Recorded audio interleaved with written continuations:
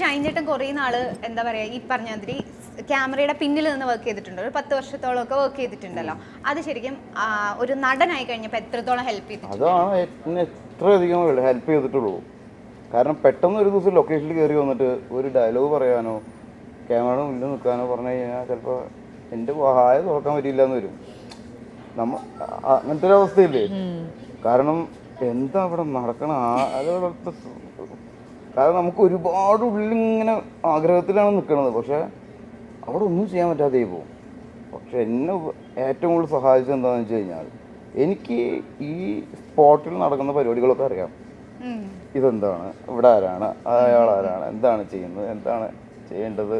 കുറേ കാലമായിട്ട് ഞാൻ, അതായത് ഏകദേശം 9 വർഷത്തോളം ഞാൻ കണ്ടു. അതായത് കൺമുന്നിൽ നടക്കുന്നത് ഡയറക്ഷൻ, അസിസ്റ്റന്റ് ഡയറക്ടർ ആണെങ്കിലും മെയിൻ പരിപാടി ആക്ടേഴ്സിനെയാണല്ലോ നമ്മൾ വീക്ഷിക്കുന്നത്. അപ്പോൾ ആ സ്ഥലവുമായിട്ട് ഞാൻ ഭയങ്കര പരിചിതമായി.